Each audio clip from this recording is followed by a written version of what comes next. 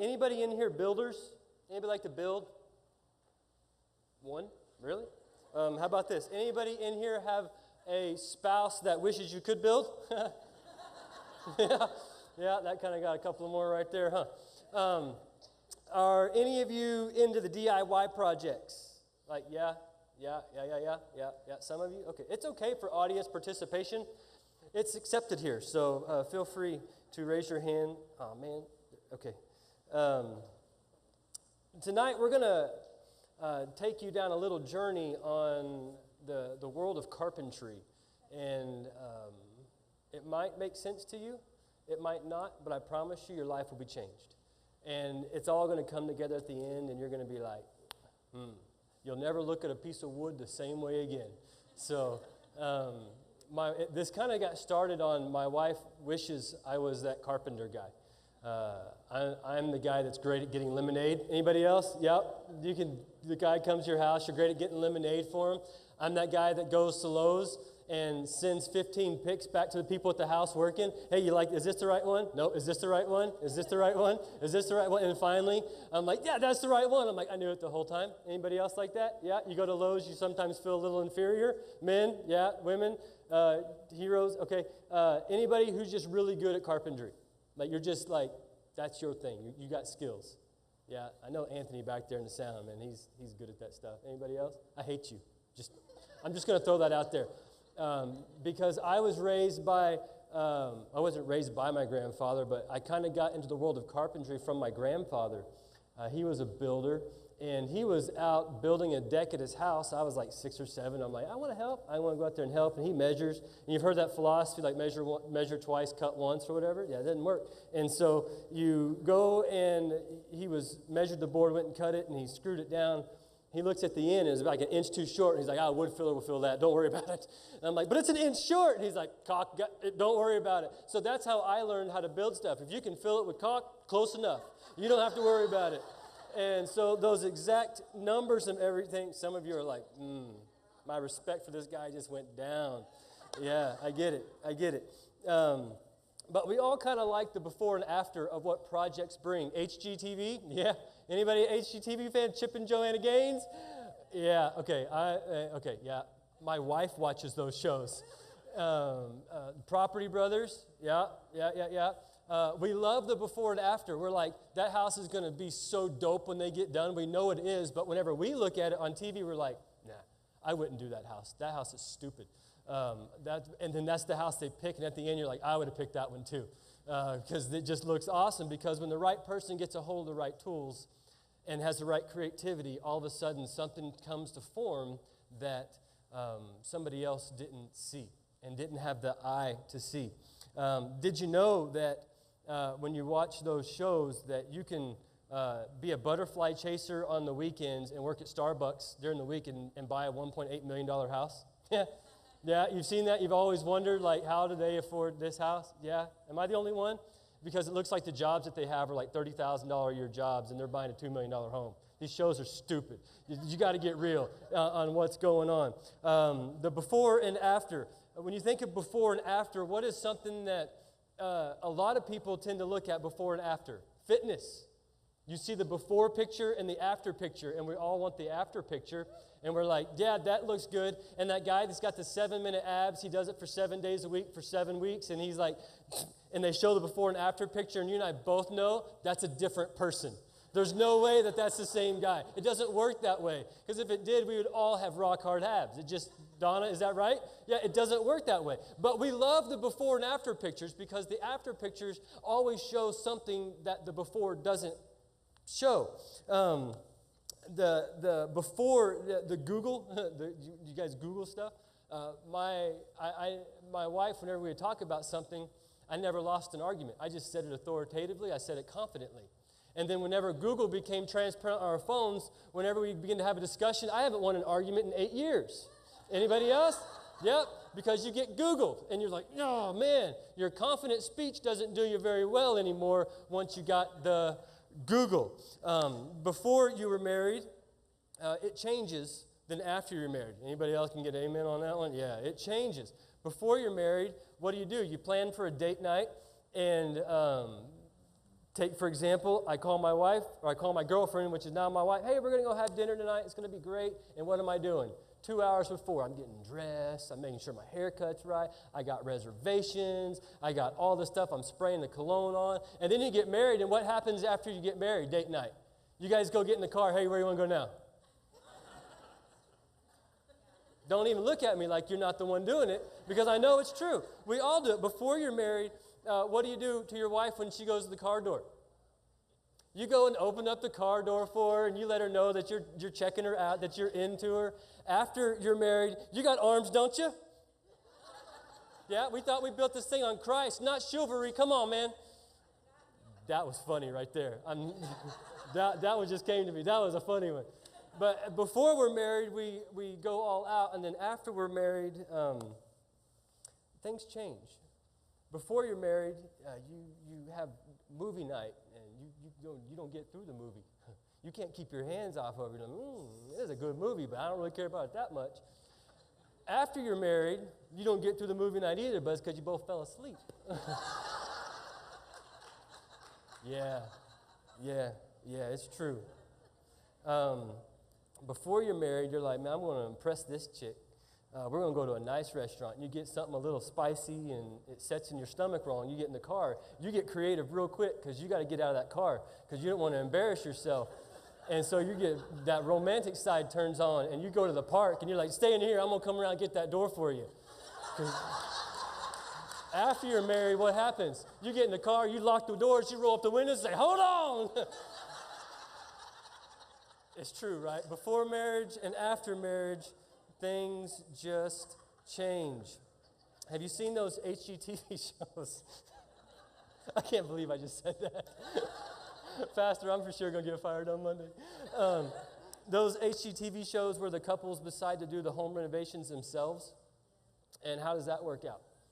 There's always fighting. But whenever you're dating, it's like your wife, you're like, hey, I need a Phillips screwdriver. And she's like, I don't know what that is. And so you go and you show her what a Phillips screwdriver is. You show her how to work a Phillips screwdriver. Then after you're married, you show her where she can stick that Phillips screwdriver in that process. You guys are egging this on. Before and after. It does something in us that before, that after isn't the same way. Before God, we're one way. After God, things begin to change. How many of you, your after God doesn't look like your before God? How many of you don't answer it honestly or publicly, say your after God didn't change all that much from your before God? We've got this idea of before and after. Before God, we're supposed to be one way, and after God, we're supposed to be another. But whenever we begin to follow God, our before and afters got to change. Something's got to change. And so tonight we're going to talk on 4 stages of growth using contractor construction terms, how our after God begins to develop and grow. If you're a note taker, I'm a note taker, but I got my notes, so I don't need to take notes. Write down the 4 stages of growth. Number 1, if we want God to do something in us after, write down this: allow God to fix you. Number 1, allow God to fix you. Allow God to fix what is broken before you build your future. Have you ever sat in a broken chair? Does the chair function the way it was designed to? Some of us in here are broken. Some of us in here need to let God fix some things, some past wounds, hurts, some bitterness towards people, bitterness towards coworkers, bitterness towards family members. We got to let God fix these things. Because there's an ultimate plan that God has for your life, and when you're not fixed, you can't function in the capacity of which you were designed and created to do. Many of us, I believe, are functional, but are not fixed. We're functional, but not fixed. We're operating, but we haven't let God fix some things in our life that stops us, that prevents us, that hinders us from the fullness of God's blessing, of living that victorious life, of living that life of greatness that we talk about around here all the time. What I have found is a broken chair has a limited purpose. Revelations 21:5 says, look, I'm making all things new. That's my prayer for you tonight. If there's some things in your life that aren't fixed, that God begins to make some things new. Some things that you've been holding on to, God begins to make new. Because the after is always more appealing than the before.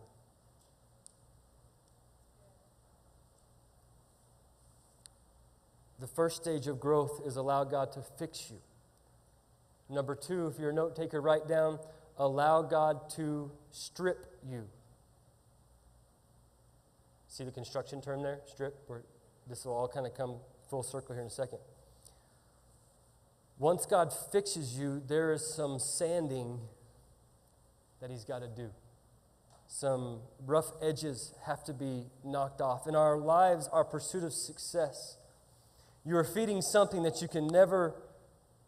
can never feed you. We focus on financial survival, on financial success.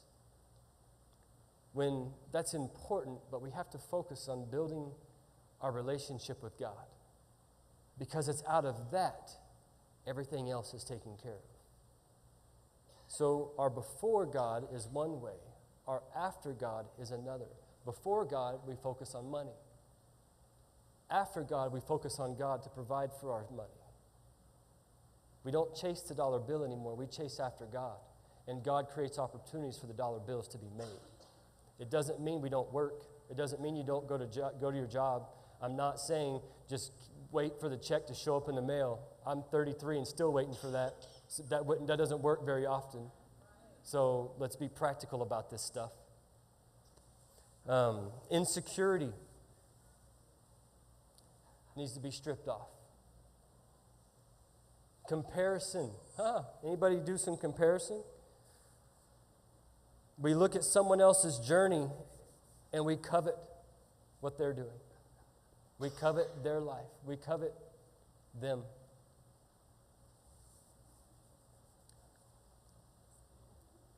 Our lives are about what God is doing in and through us, not them.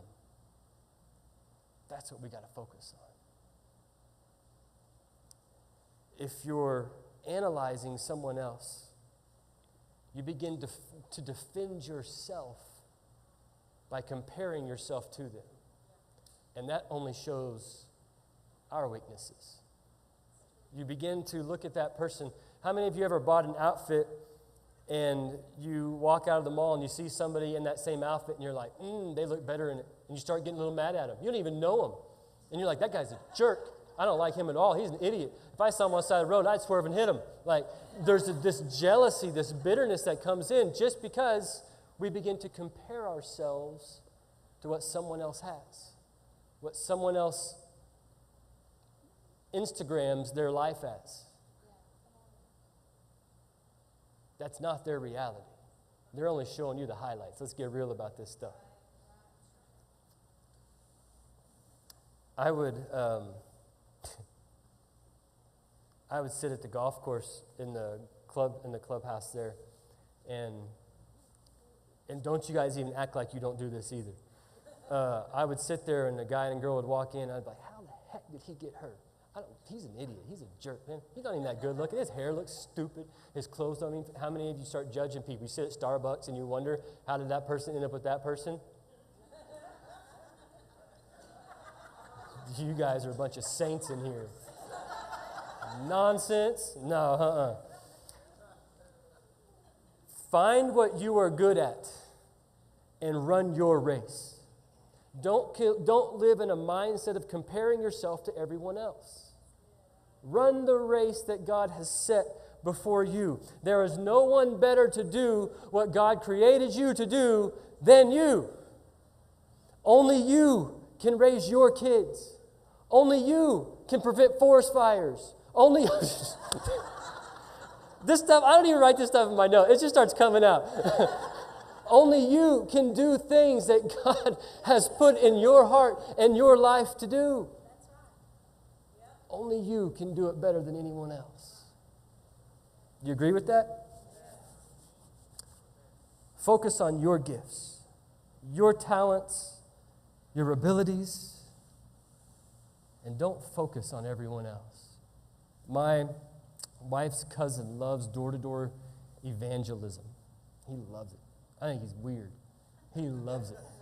I'm like, I don't want to go door-to-door. I don't want to go and talk to these people because my luck, I'm going to go to that person's house and I'm going to be a really smart guy and make me look stupid and feel dumb.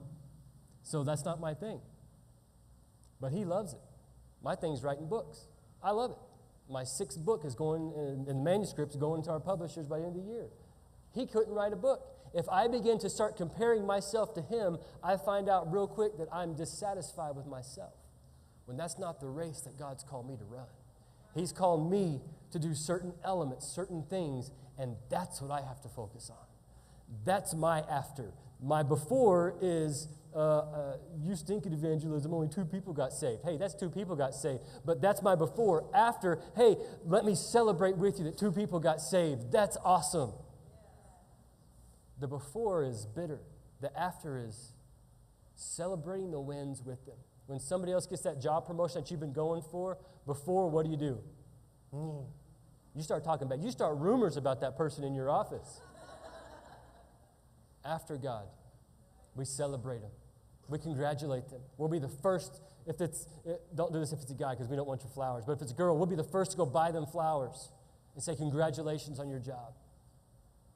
If it's a new promotion that you got to work, and be happy for that person that just excelled past you. That's okay. Because God's doing something in you. He's trying to knock off some of these rough edges. He's trying to strip you of some things because He's got a greater plan in store for you. So we can't get lost in the mindset of comparison.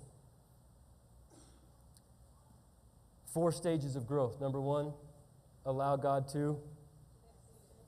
Number 2, allow God to. Number 3, write down, allow God to paint you. Allow God to paint you. Give Him the brush. God's vision for you is so much bigger and so much better than what you could ever dream of. Let Him take control. Give Him the brush. Give Him control. Give Him the right to paint you. It says in Ephesians, now to Him who is able to do immeasurably more. That's my God. That's my God. Why would I limit my God with my ability to paint? I can't paint. I'm not any good at it. But when I learn to give the brush to God, God knows how to paint. Have you seen the skies? Have you seen the mountains? God paints the most beautiful sceneries.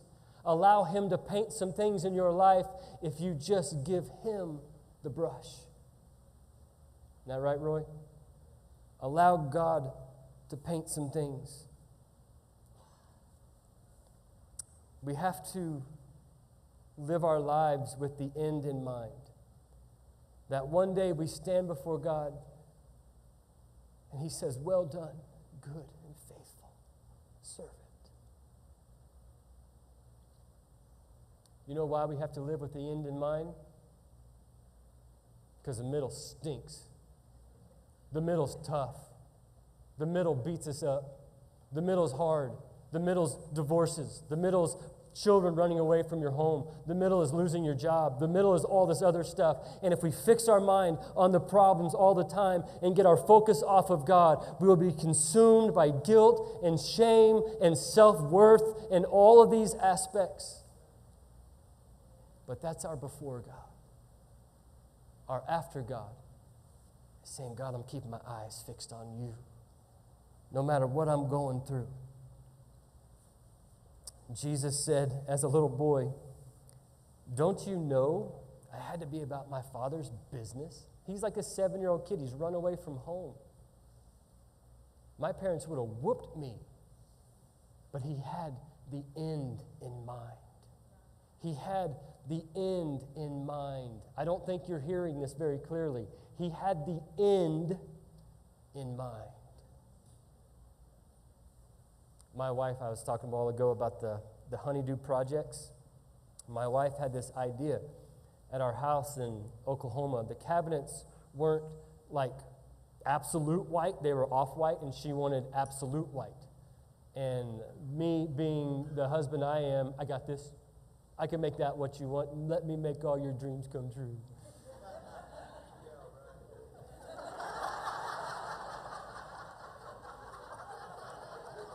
We've all been there, huh? Yeah, he's speaking what we all thinking. We had like 50 doors in our kitchen cabinet. And so I took them all off, and we put them out in the garage, and I had that floor that had all the sprinkles on it, so I covered the floor up, and I went to Lowe's and bought the most expensive spray gun I could do to paint because I wanted it to look nice. And I went home, I worked all day, then went home, and I painted these cabinets, and by the time I got done all 50 doors, I was a pro. Man, I was stoked. I'm like, this is going to look awesome. So I went inside, let them dry overnight. I get my wife in the morning. I said, let's go look at these things. I go out there in the light, and I find on every single door there are paint drops. On every one of them. I'm like, what the heck? And so I go set everything up, and I didn't know. I didn't have the connection all the way tight on the paint gun. And so every time I was doing this, it was just flinging paint all over the doors. And you know what I had to do? I had to start sanding. I had a blemish. I had a screw up. I had to sand it down. We got some blemishes in our personal lives that we need to let God sand down. Some of you need some heavy grit sandpaper, you know. You get in there real good. Get in the corners and everything. Some of us need more than others. But in the process, God's preparing you for something more. The middle stinks sometimes. But when we allow God to sand us, He gets us smooth. And once it gets smooth, what happens?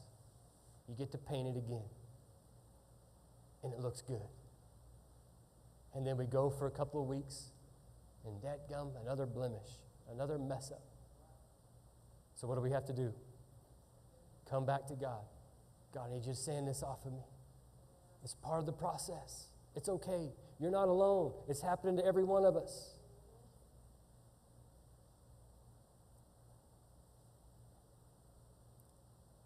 The overflow of your walk with God will begin to allow God to paint you in His purpose for your life. 4 stages of growth. Number 1, allow God to. Number 2, allow God to. Number 3, allow God to. Number 4, write down, allow God to seal you. Protect the progress by sealing the deal. Many of us get to this point, but something stops us. When God seals us, it's our character. God is sealing our character. I believe that too many of us are far more concerned with being popular in man's eyes than being popular in God's eyes. We're far more concerned with being what's acceptable in man's eyes and not God's eyes. When your charisma outpaces your character, you sacrifice your calling. Great statement right there. Let me say it again, just for those who didn't catch on to. When your charisma outpaces your character, you sacrifice your calling. What's this chair made out of? Okay, not like a scientific answer. What's the chair made out of? Wood. That's right. Where does wood come from? Trees. What makes trees grow?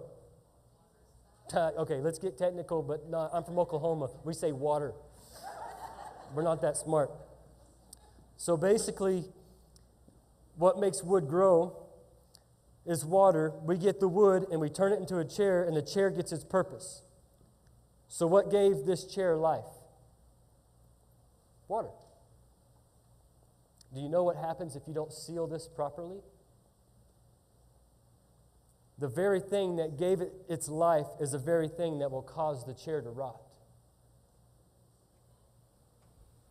The very thing that once used to give life to this thing to be able to grow is the very thing, if not sealed properly, will cause it to rot and lose its ability to function in the capacity of which it was designed to function in. Does that make sense? Whenever you were a child, a baby, what did you eat? Milk. It's all your body could sustain. But as you grew older, could milk sustain you, that alone? No, why not? It doesn't have what you need. What you need at the beginning is not what you need at the end. You're always going to need something different at the beginning than you are at the end. That's why at the before Christ, you needed some other thing. After Christ, you don't need the same things. Because the before and after. After Christ, God created us for relationships. You hear it all the time around here, and we're going to keep driving it home. Join the victory team. Be on our volunteer team. Join the victory team. Why? It's not because we need more stuff to get done. It's because we care about your after that much to get you around people that will hold you accountable to make sure your after does not become what your before looked like.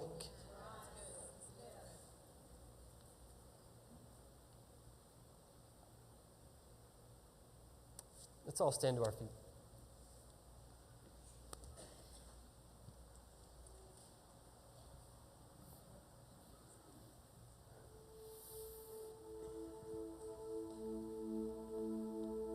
Let's take a real close examination of your building skills. Tonight you may be on stage 1 where you need to get fixed. That's okay. We've all been there. Some of us are there right now. Some of you may be on the next part. You may be saying, I need to get some things stripped off. I've been following Christ, but there's some things holding me back. I got to let God strip this off of me. Some of you are at a point where you need to get painted. You're doing good. You're following God. You're doing what God's called you to do, but you're needing Him to start paving the way for you. God, I need you to do some things that only you can do. I need you to paint the skies in my life.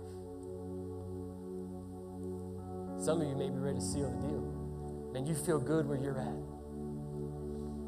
But let me say a heartbreaker. Every situation that we're in goes through those 4 stages. So you may be sealing the deal when it comes in your marriage, but you may need fixing when it comes to your relationship with God. You may be sealing the deal in your job, maybe crossing all the T's and dotting all your I's, but when it comes to church life, you're needing God to strip some things off of you. Tonight,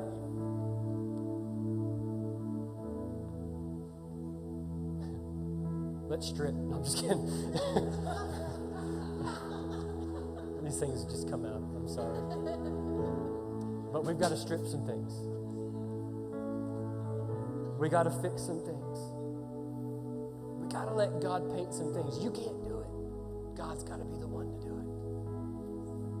And God's going to seal some things in your life. Some things you've been praying for a week, 2 weeks, 6 months, 6 years, 8 years, 12 years. You've been praying for it, and God's going to seal it tonight. There's going to be an assurance in your heart that you know the outcome is in God's hands. So as we worship the Lord tonight in this song, don't sing at the beginning. Analyze some things in your life and find out where you're at. And begin to let go and let God. Because I promise you, you will never be the same after you commit to God. So Holy Spirit, tonight we welcome you in this place. Lord, if there's anything in our lives that need to be dealt with, begin to reveal them to us now. Because God, our ultimate goal is to be where we are at, is to go to where you want us to be. And the only way we can do that is by coming into your throne room and saying, Lord, fix us, strip us, paint us, seal us in you.